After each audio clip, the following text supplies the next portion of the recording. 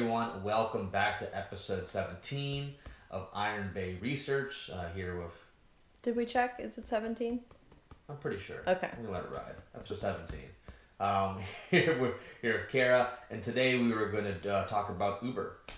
Uber. Yes. So, again, this is a reminder, Iron Bay Research, what we do here is we research stocks, and we just, do the research, we write a report, and we send it out to any subscribers. It's all for free. That tell you exactly what stock to buy at what price. Free. Yeah. But again, and that's where all like the money ties in, is we're really hoping to, get people educated on money. And when you have extra money, that's when you should be investing in good stocks. And we do all of our research on the fundamental analysis of the business. So, when we look at an investment like Uber, we look at it from a business sense. Like, does the business make sense? And then from there, you look at the price. Like, is it making money? Is there a future in it? And that's how it all starts. Right. So again, a break from our life story. We'll get back to that eventually, but we didn't want to keep you guys in suspense too long and what we're going to be talking about later down the road. We wanted to give you a snapshot into that. So we'll continue back to our life story in a later episode, but for now, we're going to focus on Uber today. Yeah. Oh, yeah, and in the comments too, I think our shirts match. Kara doesn't. I think maroon and purple and red are all kind of like the same color, but he's clearly wearing like a purple, and this is like a lipstick red. We do not match at all. So, anyways, but hey, hire me for investment analysis, not color schemes. So, we did like an interview style last time. I like that. You want to just run that? Yeah, I did. Okay, yeah. I do. Okay. I don't remember what we really started with, but so the big question is, as we get into these more, just to reiterate from last time, how do you even find a good company, right? Yeah. So what put Uber on your radar where you were like, I really want to look into this? Other than the fact that we Uber Eats like every other day. It's funny. That's exactly what... Yeah. 100%. It was Uber Eats drove me to this, because I kept looking at like... I eat out a lot. So my day job is I'm a real estate agent. We do like to eat, yeah. And so I go out to eat a lot. And because of that, when I see the pricing on the Uber Eats, like, it's way different on DoorDash too. Yeah. And so And I guess we'll get to that in our life story, but that's one thing that we prioritize. We don't really vacation a lot, but we love food. Oh, yeah. I'm very food driven. I'm very food so motivated. We eat out a lot. Yeah, and you can have like your prize, and that to me is like, I love eating, so that's my thing. Yep.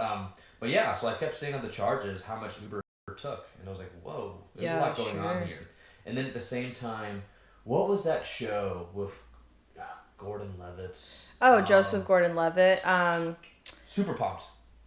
Yeah, Pumped or Yeah. There was a show called Super Pumped about how Uber got started. Yeah, I was really big into Uber Eats, and then also too, I was kind of in the generation where I did experience taxis, and with cell phones, taxis, and trying to coordinate that, and how difficult that was. And then when Uber came about, of just the difference, and like, whoa, it was just very simple, very easy. And so it just like that's kind of what's got me looking into it. And it's funny, is I've been kind of following this company for a while, but I never really got... It always seemed a bit too expensive on the stock price, and we'll get to that later. But recently, it was a really good entry price. And we did a report on it last December, so about 2 weeks ago. And we recommended it for under $63 to buy. And at that time, it was around $60, and now it's at $68, so it's gone up... I don't know what that is, at roughly 15% since we recommended it. Okay. But really Uber, since they IPO'd, the stock's been kind of floating up and down. It hasn't really done a lot, so it's really strange because it's a great company. But yeah, that's what brought me to it. And stock price aside, well, I guess, do you ever factor this in? Do you ever factor before you even dive deep into a company? Because I know those of us who aren't as experienced in doing the research, right? Now that you are experienced, if it's not even at the right price, do you bother doing the research, or do you like to do it anyways so you can save it for later in case it goes down? Yeah, it's kind of like a chicken for the egg situation. Yeah. sometimes I still like doing like there's another company I was researching called Axon. They make like tasers and a whole bunch of other stuff for Okay. like cops, and the stock was way overpriced. It was insane, but I still did the research anyways. I took like a day or so just so that if it ever comes down in price, I could like be ready to hop in. Right. But usually, it's not like there's no exact science to be honest. So usually I try to gauge like is it a decent price? Is it where I want it to be? But yeah, if I'm pressed for time and it's like way over expensive, I really won't look at it. Oh, okay. But so Uber, was this a situation where you knew it had dropped significantly and you were Yeah. like, let me see if it's worth buying? like Uber was one. Oh, okay. I've been doing research on it for a while, and it was too expensive, and then the Oh, price dropped, okay. and so I was like, oh, I'm ready to go. So Oh. that was an example when So that's great. I've been kind of previously looking at, Yeah. and that's what happens because I mean stocks like Yeah. the prices go up and down and up and down. So there are plenty of times where you buy into something and it goes up and you sell out, and then a year or two later it comes back down.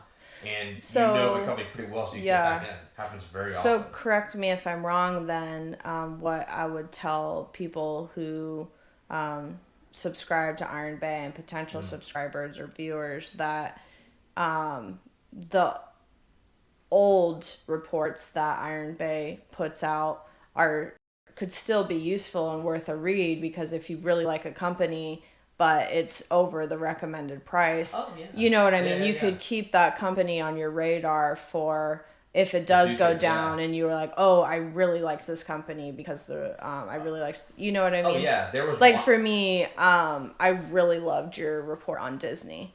I Yeah, just think, of course, I like Disney anyways, and I Yeah, get it. yeah. But the way Bryce laid it out in his report, it just made so much sense. Yeah.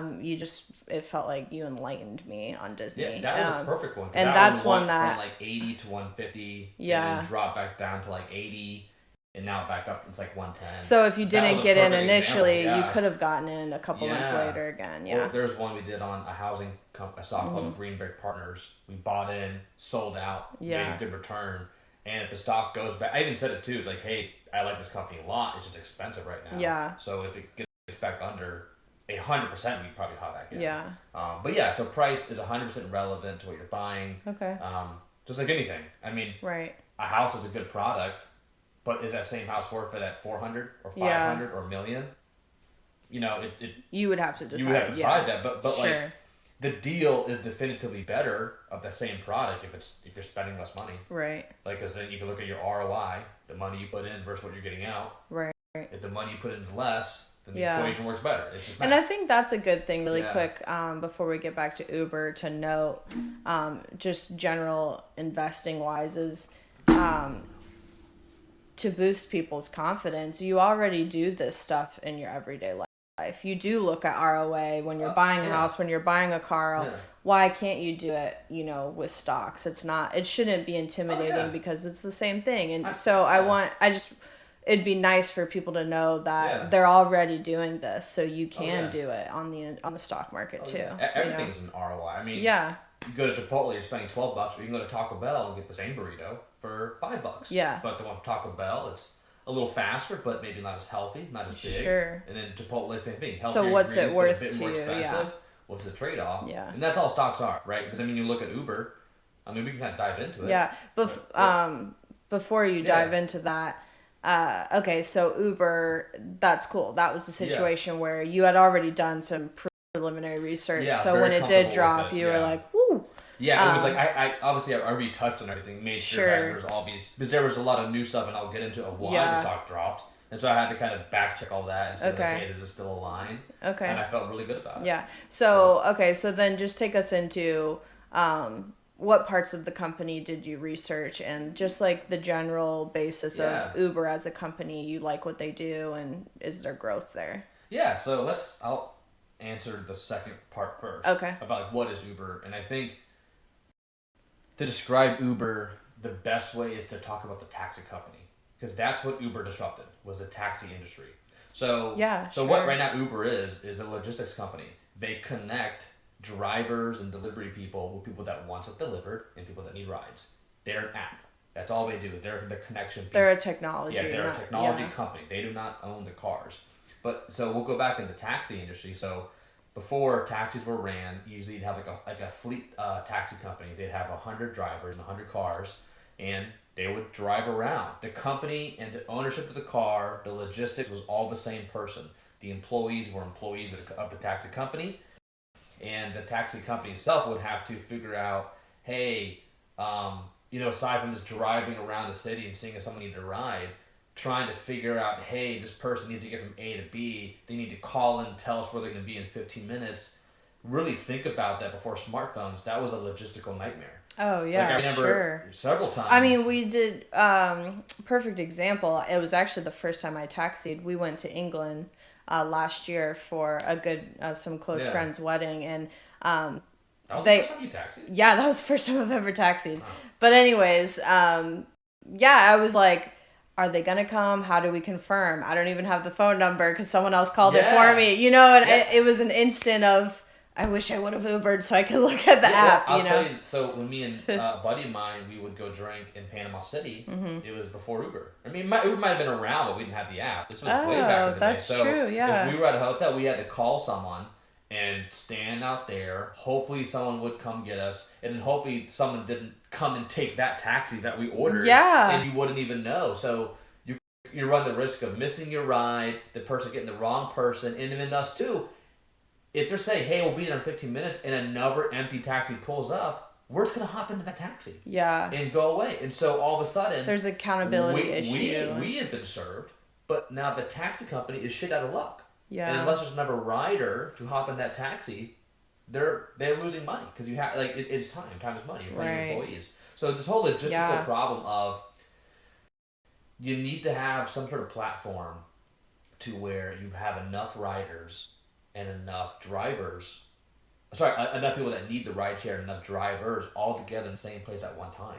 And if you think about that, to where Uber is now, to where you can be almost anywhere in the world that has decent infrastructure, and you can call you calling in, so you are a person that needs a ride, and you can request an Uber, and someone will be there probably within 10 minutes around the world is insane.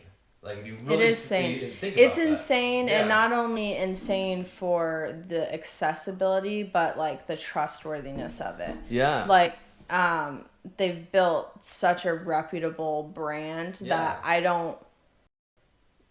don't feel like, I don't waffle using Uber because I'm like, are they gonna show? Is it no? Like, I literally haven't had an issue. Yeah, it's the problem that they solve. So with any business, you get paid on the problem that you're solving, right? And so like the logistical nightmare problem that they solved was so extreme, and that it's paying massive return on their investment. So getting back into it, so they're solving this logistical nightmare too. But the most interesting thing about it is, when you read Uber's information, like their 10Qs or 10Ks, which is all their financials, they really break it down that their customer is really more the driver. It's not you. Because they had to make a platform where drivers want to go. Because if you think about it, they're more of like a business service for the driver. To your point a few minutes ago, in your example, the taxi drivers were getting screwed over. Yeah, it's just hard for them to make, and then for them to offset that, they have to charge more, and it's a really difficult business. And taxi companies were very unprofitable. Mm-hmm. And it's just, if you look at like the rules and regulations of it and just what they have to go through, it's very difficult. So what Uber did was and said, hey, let's only make the platform, and let's push the maintenance, the hiring, the hours, all that onto the individual driver. And so by doing that, this tech company, they took the hardest part about it that you really need, scale to accomplish. They took care of that, and they pushed all the other problems like car maintenance, gasoline, insurance, all that onto the drivers. And so they kept the best part for themselves, and they're pushing all the costs onto the driver. But I think I'm kind of getting ahead of myself. Don't you think it's it seems crazy to me, like, now that you put it that way, the taxi companies already had the idea. Why didn't they just get with the times and advance through technology and get their own app? You know what I mean? Because it's a scale issue.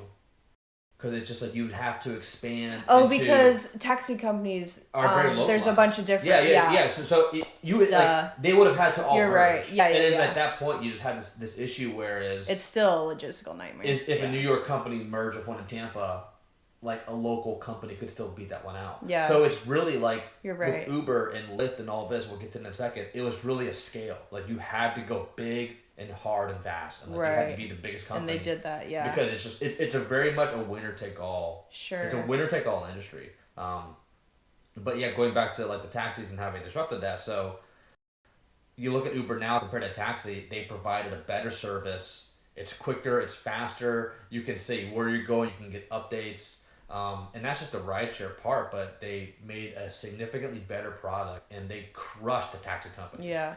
And I think it's interesting too. I love the way you said that. Like, that's all inventions are solving a problem. Yeah. You're just creating a fix, right? A solution. Yeah. They didn't reinvent the wheel, they just made it better. And it's interesting because I don't know if before Uber people would be waiting around complaining about the taxi service, but I think when they saw how good it could be with Uber, they were like, holy shit.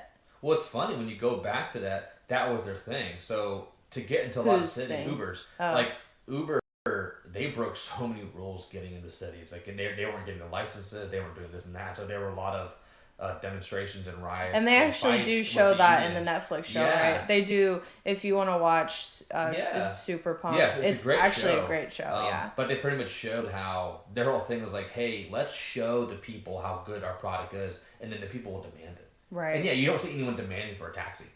The only people demanding for taxis in return are taxi drivers. Yeah. It's just no, you're right. Like hop on Uber. Right. But getting back to it, sorry, I think I lost my train of thought. Scale growing, but yeah, so it's got to disrupting. Yeah, so really disrupted, and obviously like they were really first. I mean, Lyft came after Uber, so Uber has a massive head start. And again, it's a virtuous cycle, right? Because if you think about it, there's this business term called the flywheel, and it's businesses get huge not by massive moves, but just by slowly increasing everything. So if you think about it, the more drivers there are in Uber, the more people will use the Uber app because they'll get quicker service. Mm-hmm. And then the more riders there are, the more drivers will hop on the app because there's more customers to serve more money, which brings more riders, which brings more drivers and more riders. And so that's why, again, the bigger it goes, like think about a company trying to fight Uber now. There's just no way. You would have to put a driver in every square mile of the world, and then also have people on the app. But the marketing you would have to do to even make it known that your company exists. It's huge. And why would it be worth it for someone to not use Uber when they're so reputable? So you kind of get into competition with Lyft, and I've got a really good like comparison to that. But that's essentially where like they've made this moat around it, and so you've had this company that disrupted, and they have this massive moat around themselves that people are really struggling to fight. And this is not just for rideshare, but for delivery too. I mean, the same concept. The more drivers you have at delivering food, the more food restaurants will hop on the app to get the food delivered. The more people will hop on Uber Eats to order food. And it goes and goes. It's a fantastic system. I think I remember what I disrupted in your brain. Yeah. You were speaking on how many rules they broke, licensing and getting in cities. Yeah. So but pretty much, Uber broke a lot of rules, and they just pretty much showed the people first, hey, this is a great product, and then it got so big that the people advocated for it. That's so smart, And then the licenses came after. Yeah, and so now they're really playing by the books. Now because it's too big. I mean, can you imagine if some legislator tried to ban Uber? People would be up in arms. It'd be insane. Yeah, sure. You'd be if the legislation did it, they'd be pro drunk drivers. Like that'd be the first argument. Is like, actually, you're right. Oh, yeah, like it was the victims of drunk moms organization, whatever. They'd be going after it because this is a very good service. Like so. That's an interesting. I'd like to see the statistic in a big city of drunk driving accidents that have gone down because of Uber. That'd be interesting. It's insane. And so, kind of getting back to the actual business itself. And so, if you think about the way that Uber considers the drivers as their customer, what they're providing is, hey, you come drive for us. We will provide you as many customers that you want in any location, any time of day. You can deliver people, Oh, sorry. You can transport people. You can deliver food. I mean, you are delivering humans. And that's a good thing too. Is Yeah. so when you look at it, just the mechanics of it. Let's say you have a really shitty piece of shit car, and you're embarrassed, and they have standards say, "Hey, your car's not good enough to transport people, but you can deliver food." Start there, earn some cash, and then upgrade your car to a nicer car, with a nicer interior. Yeah. You can transport people. And it's one of those classic businesses where it's like it fits for everyone. And the best part is, and this is kind of getting into, this is more pro Uber and just however you want to look at this, it's the truth.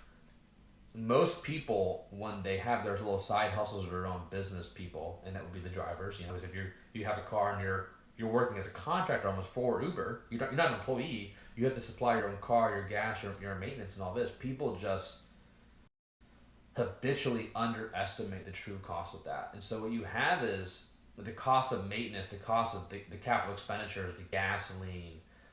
People do make money in Uber, but I mean, there's not like they're not killing it, if that makes sense. But they really underestimate the costs. But the thing is, Uber has it that's just their problem to solve. And then guess what? If an Uber driver complains, there's a line of people behind you willing to take your spot instantly. That's so an interesting. That's an interesting. They've really made this business that pinches the drivers, but it's keeping a lot of the profit for Uber. And if you look at it from a business sense, is like Uber is in a dominant position, in that relationship, a dominant position to where the driver's like, hey, you're gonna make some decent money, but you know, it's when you look at it, you know, just from a point of view, I really think that Uber works best as like a secondary job. Like, hey, you have your 30-40 hour a week job. If you want an extra 10-15 hours a week of extra cash, here you go. Right. But it really, I think we're in a world now where people have to do that. You know, you can get into the whole whatever capitalism, unfairness, blah blah blah. But it's a good avenue as a side gig. Like it's great. It provides a lot of. I mean, I forgot how many riders there were. I'll see if I have it in the notes here. So if you look at in scale, there are more drivers for Uber than Lyft and DoorDash combined by a large margin. It's not even like comparable. I mean, even when I don't know if this really supports that statement. It really just supports that it's readily available and there's a lot of drivers. As when we were at the airport, remember, and we Ubered from Orlando, they were just like waiting. Like it was like you just picked someone. They're like, oh, I'm here. Yeah, it's fantastic. And if you think about it from that point of view, as a driver, where would you go? Would you go work for a taxi company? No, you'd be insane. Yeah. No, like there's no way. Or would you go work for the local Chinese restaurant and deliver food, or the local pizza shop? No, you'd be absolutely insane. Right. So put it this way, for Uber Eats really. So I think I kind of explained the rideshare portion. I'll kind of shift over a bit more towards Uber Eats. Yeah. And think about that one too. Is they take a big cut from restaurants, but the restaurants have absolutely no fucking choice but to hop on. Because if you aren't in that Uber Eats spectrum, I mean, you are missing out on so much customers. And the way that restaurants work is, even if you are making food and you are breaking even or at a small loss for some meals, just the way that they operate is you have a lot of fixed costs, like having the restaurant open, having your cooks there, this and that you kind of get that back on scale by having people dine in. So it works well for a lot of restaurants. And the point being is, you know, you have all these restaurants that advertise, but as long as Uber is top of mind, you're going to order through Uber Eats. Right. And it's just like that constant thing, like you eat 3 meals a day. It's that constant, hey, we can get you an Uber Eats all the time. The app's great. It's really good at, you know, reminding you, hey, Uber Eats. And to comment on your point of Uber taking a big cut from those restaurants, but they kind of put that back on the customer a little bit because it is more expensive to order through Uber Eats. So it's not hurting the restaurant terribly. I mean, it is.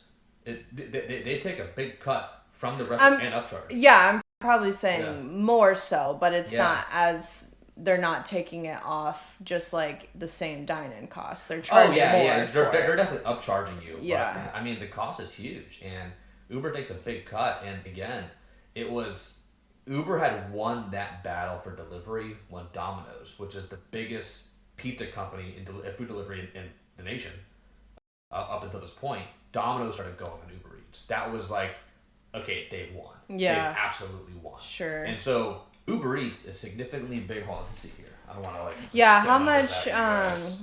how much success do you think of Uber as a whole is based on Uber Eats and the rideshare portion? or are they Here, hold on. equally symbiotic? So for the last quarter, Uber had revenue of 11.2 billion versus Lyft's 1.5. So Uber is about 10 times bigger than Lyft.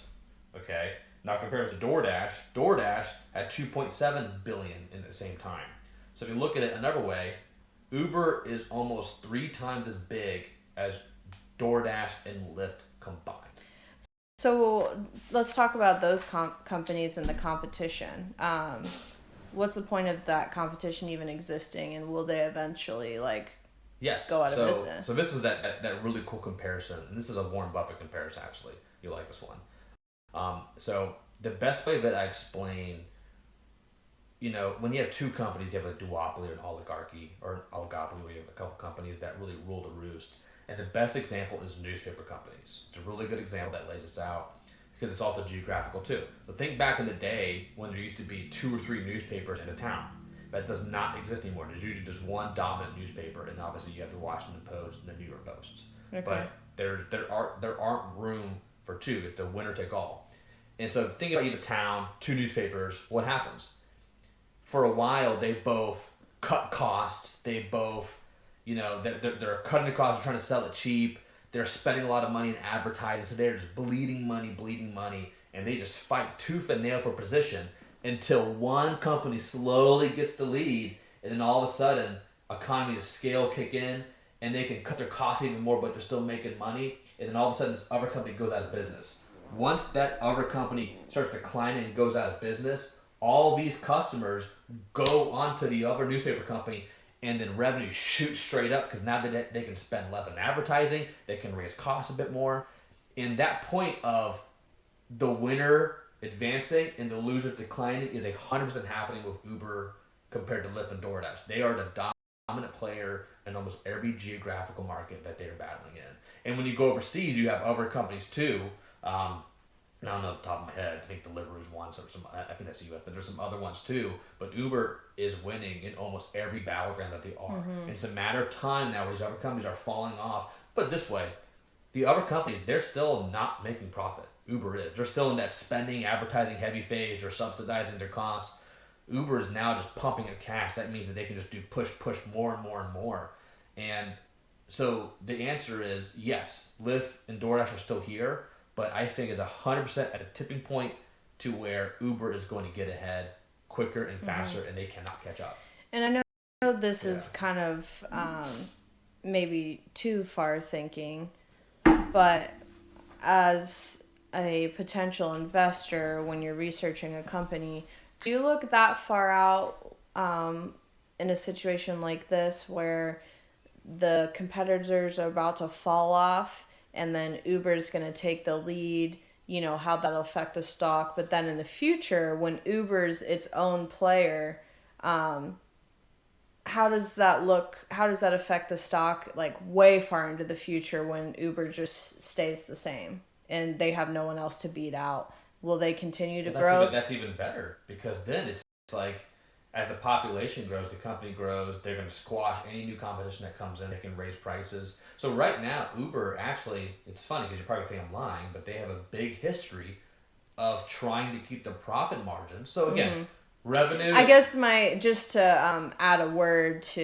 is it bad when a company's just complacent without any competition? That's good, you're saying. Will the stock once they beat everyone out, will the stock just forever will just stay? A company being complacent is bad. That's how you end up with Blockbuster. Okay. When you're not, but a company that is winning is very competitive, and then once they've won, they keep pressing the pedal. Okay. They keep hitting the gas. You want that. Okay. But you still have to win too.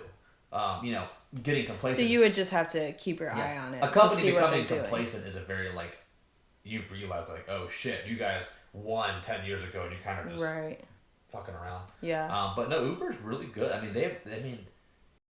They still have massive room to grow in the U.S. alone. You still have look back. I know there are some cities you go where Ubers aren't readily available as much as in big cities, obviously. Oh yeah. Well, think about it. They still DoorDash and Lyft alone. There was 4 billion. you take those sales and add it on to Uber's, that's a 40-50% increase, and that's just from those two companies. There are dozens of other companies that try to compete with them. Right. And they, you take about anything delivery, and the thing is too is, I mean, you like Uber's also, they also butt heads with Instacart, so you have that too. Oh yeah. I mean, and they can start doing it. I mean, and they butt heads to almost everyone. If you think about it, same day delivery. Like, that's Amazon's whole thing, It's same-day insane, delivery. yeah. How is Uber driving to Walmart, picking up your goods, and bringing them back to your house in an hour, not same-day delivery? Yeah. That is same-day delivery. Yeah. There is so much room for them to grow. Right. But again, you have to think about it from the point of they need to have the drivers on their app and to give them work. And so it goes back to the flywheel of, once they get the flywheel big enough, it's very easy for them to, hey, let's absorb Instacart and add that in. We already have the drivers. We already have the work. It's not that much big of a step. It's not. Right. Or like, hey, let's go and start doing delivery for Walmart too. Or hey, let's start taking on Amazon packages. And they're already going a route where they're so big. All these little companies are getting swallowed up into their orbit, and it's going to get bigger and bigger and bigger. Yeah, that's and the thing interesting. is with these companies, economy of scale, is that it's just they're past they cross the threshold where they're starting to make tech companies. You're spending a lot of money up front. Like, I think for over like a decade and a half, this company was not making a profit. They were not. They passed that threshold like a year ago, where it's all paying off, and it's like going like a rocket ship of the cash flow, and the cash flow growing. Before we get into those specific financials, I feel like we can end on that a little bit. I did want to ask you about investor relation wise as a shareholder. When you were doing your research, did you read letters to the shareholders from the top of the company, and like what did you like what you heard? How did they approach investors, and did you like that? So the CEO is Dara. God, I'm gonna mess this up. It's like Christian or something like that, and I'm sorry if you're listening to this. I know his first name's Dara. His last name's very hard to pronounce without reading it. But no, I thought he was wildly intelligent, and then plus two, his letter to the CEO shareholder letter was very well written. It was like letting you know what was going on.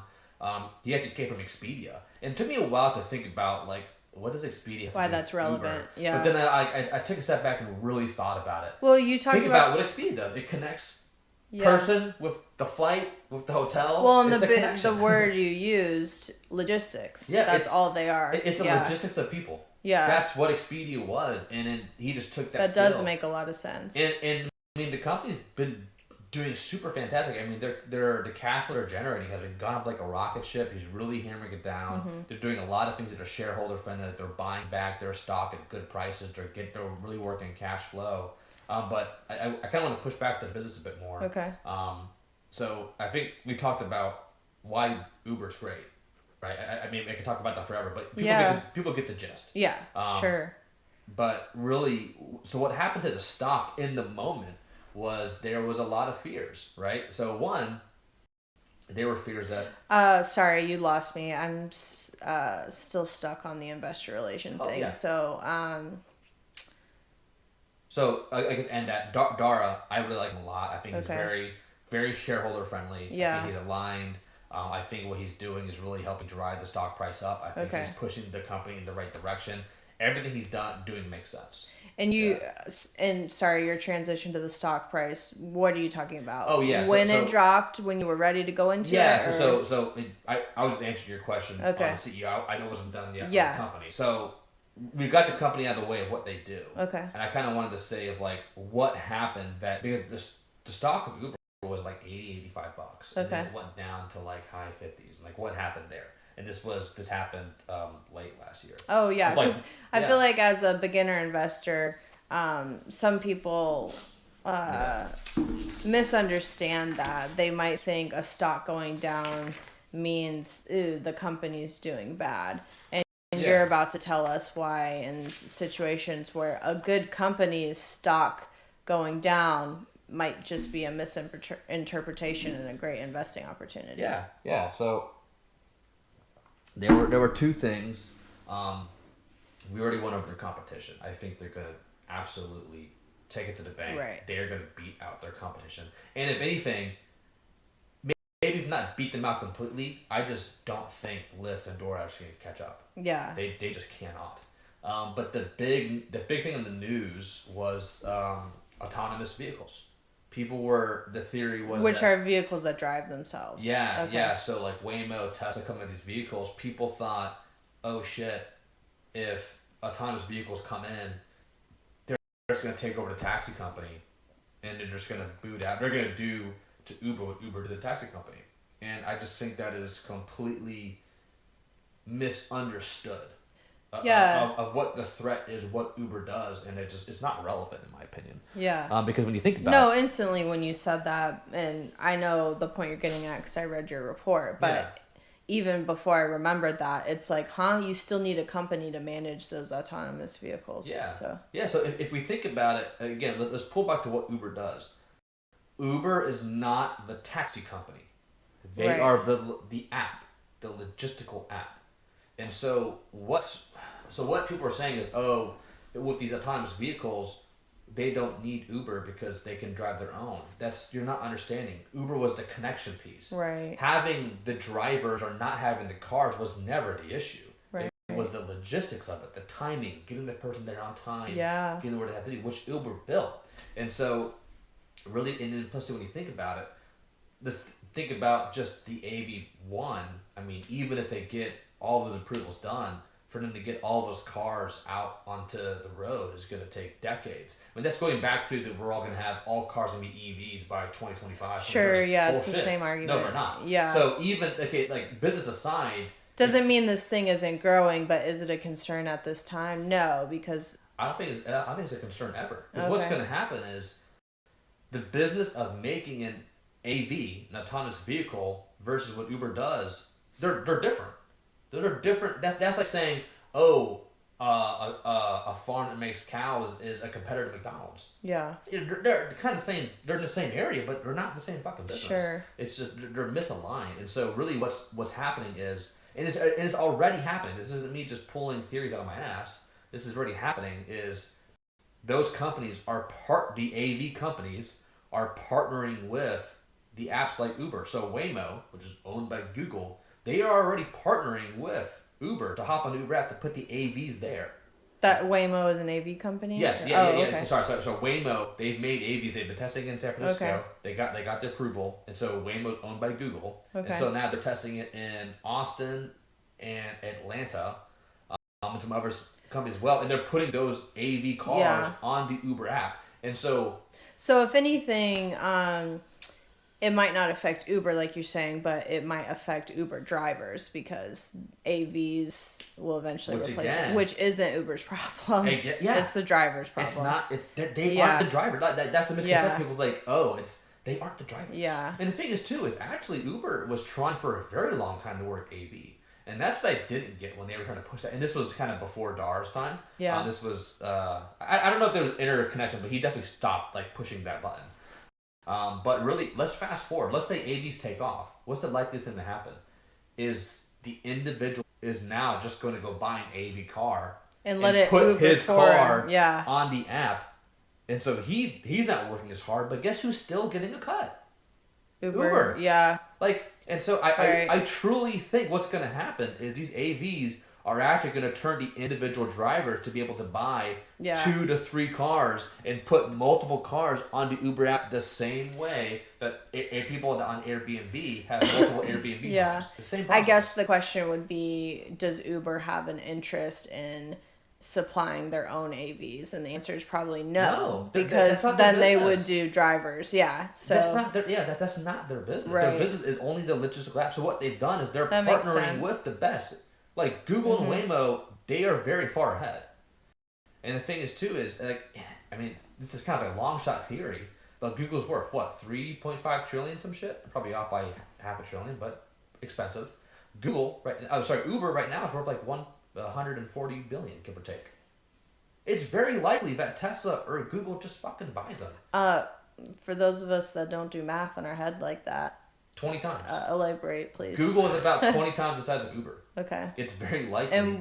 Finish. It's very likely that they partner up and Google or Tesla or Amazon just buys Uber. Oh. When you look at and that would be good for the stock price. Oh yeah, because then you get paid out. Yeah. Yeah. The stock would go. But the point is like that's just like how how hard it would be for them to crack what Uber has. Okay. It make more sense for them just to buy them. Yeah. Or just like again, everyone. It's kind of like staying in your lane. Like, hey, we're gonna make the AV car. Let Uber worry about the logistical part. Right. Everyone gets paid because it's going to cost you more than 140 billion to recreate this worldwide app of connections that Uber has. Mm-hmm. So can we talk about then the entry price of the stock and what's happening? Yeah. So what happened was the whole AV scare, the blah blah blah, that scared competitors, all this and that caused the stock. Well, I guess everyone knew they had competitors, but it was really the AV was because those are making breakthroughs. And that's what really drove the stock down, in my opinion, from like 80-ish. But wrongfully, in your opinion. Yeah, I don't myself on me. Yeah. But it dropped. Oh, here, actually. I've got this chart right in front of me. So, yeah, it was around like 88 around September, October last year. And then it went all the way down to 60. So, it was 30% below its all-time high, which is a very significant drop for a company that's that like Uber. big. Yeah. And so, when that happened, it opened up a really good entry price for us to buy. Because again, when you're buying stock, you want to buy it for less, right? I mean, now sometimes like cheap or not cheap is kind of relative, but if you can buy it for a less price, that's great. Because you're pretty much buying, let me ask you this. The company went down by 30%. Did Uber get 30% less good within the time frame? No, it was misunderstood. I love that. Yeah, I like that. No, they didn't suck 30% less. Yeah. They just. I mean, and if you look at the numbers too, it's just their the stock market perception of it. Their growth was growing, their revenue was growing, everything was still growing. It was just fear of these AVs was just completely misunderstood. I love to harp on that point as just an education facet is. That's a good way to look at it for someone that might be intimidated on the accounting and the numbers is as an overarching view, not knowing what's a good stock entry price is looking at, a drop like that in a big company that in your heart is good and you've done the research just on the fundamentals of the company. You see a big drop like that. That's girl math that I can get behind is Uber didn't just get that much shittier. Yeah, Uber didn't nothing lose changed. 30% It's just share. the stock market's perception of it caused it, and that's a great buying opportunity. Yeah. And I think that's a good way for people to retrain their brain. Yeah. Because that just makes so much sense. Yeah. That's what investing is at a bare minimum. It's just buying something for less than what it's worth. Yeah. And that can be you're buying $1 for 30 cents. Or you're buying $1 now that would be worth $2 tomorrow. Right. Or you're buying something less than what it is worth or potentially worth. That's all investing is. So, it went. And again, this is kind of where I draw the line with Toronto. Like I don't know where Uber's gonna be in 1 year or 2 years. I don't. And I think that's asking people to try. I do. You're not trying to predict the future. I'm not trying to look into my crystal ball and predict the future. I just know that right now from the business. This thing is a durable moat. It's got a really good CEO. It pumps out cash. It is dominating its competitors. The current fears that made the price drop over 30% are just not relevant in my opinion. Mm-hmm. And so, at $60, you're pretty much buying the stock for, what was that? What we pitched that for? Hold on, bear with me. The company was at like 130 billion at that price, and their quarterly revenue was 11 billion, so for the year, call it 44 billion. Just the math checked out. It was like I'm not going to get into financials here because like obviously that's more of like a thing that you read, to be honest. But for what you're buying a really good company for less than what it's worth, and I think it's going to go up from here. Okay.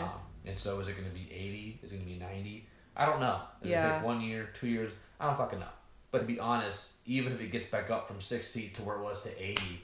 That's a 30% run. That's really good. And this company is it still going to be here in 5-10 years? Absolutely. Mm-hmm. Absolutely. And does it have a chance to get massive from here? Absolutely. And you mentioned, tech companies have to put a lot of cash up front. How is their debt looking after they did all that, but now they're doing great. Yeah. So, that one I will read. So whenever we do reports, we put like a little financial summary snapshot and just kind of hit the big numbers. So their total assets was 38 billion. And again, assets equal liabilities plus equity. Mm-hmm. So we did that. Their assets were 38 billion, their liabilities were 26 billion, and their equity was 12 billion. So yes, they did owe $26 billion in debt. But when you look about how much cash they had, how much cash they're making every quarter, that was like they could pay that off. Like that debt wasn't going to drag them down. Okay. Like that, like they weren't in trouble with that debt, making them go bankrupt. In my opinion, it was very manageable. They weren't debt free by any means, but sure. I forgot what the numbers was, but they had a massive amount of cash on hand. And if you look at it now, they're at a point now where they're making almost $1.2 billion in cash flow every quarter. I like that chart a lot. I'll show that for everyone. Yeah, so that's the chart that's a like, good rendition. That's the chart that's showing is like they were losing money and then boom, Q1 23 they started making money hand over fist. That's awesome. They just passed that point of returns like we're now big enough where we're making money. And the thing too is DoorDash and Lyft haven't gotten that yet. Right. So it's just their debt's very manageable. They're making their cash flow is in a positive and is increasing dramatically. And if you really think about it too, I think they're kind of over the hill of where like their expenses are still going to grow as they get bigger, but not at the same rate. So they've definitely passed this point where it's like more revenues that grow, and they are still growing revenues significantly. That's going to fall down to the bottom line, making net income go up. It's just the way that these companies that have a lot of operating leverage work is that there's a point where it's just like your sales grow at a level, but then your net income, your cash flow is growing at a substantially faster level, and that's kind of where you want to get as a tech company because it's like it's hard to get caught. Yeah. It's hard for your competitors to catch up. What price is Uber at right now? Like $68, something like that. Yeah. Okay. Yeah. So even I mean we recommend in your mind, it under would it 60. be a good investment even now at 68? That's the tricky part. Is like like this isn't investing in Vice. Again, this is for entertainment reasons. But to kind of get into that question, that's the tax brass tacks. So under 60 is when I did a report because I thought that was like a home run under 60. Right now it's 68. I mean, I still think it's a good investment. Are you going to get as good of a return than when we bought it at 60? Of course not. Right. But yeah, I think does that have room to grow? Absolutely. Okay. Yeah, I think this is one of those like, it's one of those companies. It's a weed. You can't get rid of it. Yeah. You just absolutely like. There's been cities that try stomping it out, and it's just gonna grow. Yeah. Like there's just my thing though is like why. I think of a city like New York, and I just have a feeling that they're probably trying to protect the taxi companies for some reason. What would behoove you as a city to do that? Like, who cares? It sucks. That's capitalism. They just lost out. Yeah. Because they can't have the right politician. That's just lobbying. Oh, okay. But that's the thing is, too, it's just like, that lobbying is just really, I mean, you can kind of get into that. That's just crookedness. That's just they pay the right person. Yeah. But when you have an over amount of people demanding a product, it'll break through. Yeah. And that's what Uber did. So you've got whole areas. So like a lot of areas in like Europe, they're having a lot of issues with like Uber. Okay. I think like Spain and London were a couple of them.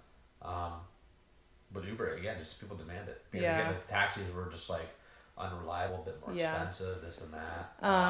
Okay. Yeah. I'm ready to wrap it up with the last question. My brain is like mush.